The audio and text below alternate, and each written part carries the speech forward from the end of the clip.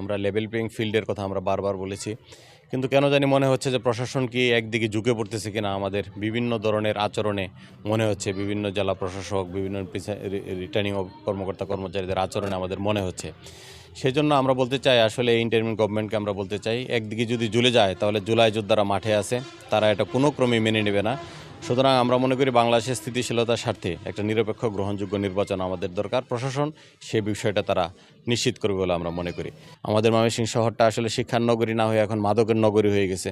এই মাদকটা আমরা নির্মূল করার জন্য চেষ্টা করব, কিশোর গ্যাংকে আমরা নিয়ন্ত্রণ করার জন্য চেষ্টা করব। আমরা এখানে চাঁদাবাজ মুক্ত, দখলবাজ মুক্ত একটা শহর আমরা গঠন করার জন্য চেষ্টা করব। নারীদের জন্য আমরা সর্বাত্মকভাবে, বিশেষ করে নারী বান্ধব অর্থনীতির ব্যবস্থা আমরা করব। নারীদেরকে শিল্প বান্ধব কর্মসূচিতে আমরা এঙ্গেজ করার জন্য চেষ্টা করব।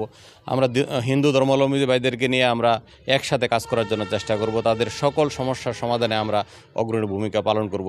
লেভেল প্লেইং ফিল্ড বলতে সামাজিক যোগাযোগ মাধ্যম হোক বা ইলেকট্রনিক্স মিডিয়া হোক, প্রিন্ট মিডিয়া হোক, বিভিন্ন মিডিয়াতে যে সংবাদগুলি পরিবেশন হয়, এগুলি এমনকি সরকারি টেলিভিশনে হোক, এই সরকারগুলি কোনো সবই ইনব্যালেন্স।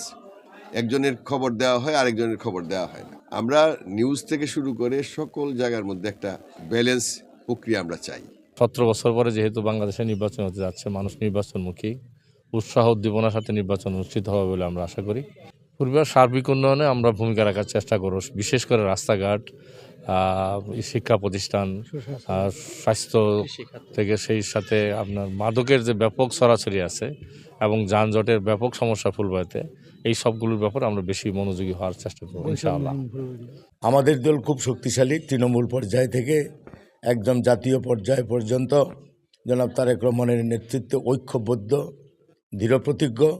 জি, আমরা এমন সরকার চাই যেন নারীর সুরক্ষার সহায়তাটা ওনারা করেন এবং নারীরা যেন এগিয়ে যেতে পারে তাদের উদ্যোগ নিয়ে, মানে এমন সরকার আমরা চাই। নির্বাচন, বিশেষ করে আমাদের ময়মনসিংহ জেলায় নির্বাচন এখন পর্যন্ত আমরা কারো কাছ থেকে কোনো খারাপ সংবাদ শুনিনি। এটা আমাদের আশার বাণী। 26-এর যেই নির্বাচন, সেই নির্বাচনে হচ্ছে একজন যোগ্য এবং সৎ মানুষকেই আমরা হচ্ছে সংসদে দেখতে চাই, যারা হচ্ছে এই দেশের মানুষের জন্য এবং দেশের কল্যাণে আইন তৈরি করবে। দেশের যারা উন্নয়ন করতে পারে হেরারে দেন, আর এই যে আগে যে ইলেকশন হয়েছে, এই ইলেকশন হলে ভোট না দিলেই চলে। ওখান তো পার্টি দুটি আয়, জামাত আছে আর বিএনপি আছে। নির্বাচনে যাদের বেশি আমরা যারা ভালো মনে করবো তাকেই ভোট দিব আর কি, বুঝলেন না? মানে আমার ভোট আমি দেবো, যারা ইচ্ছা তারই দেবো।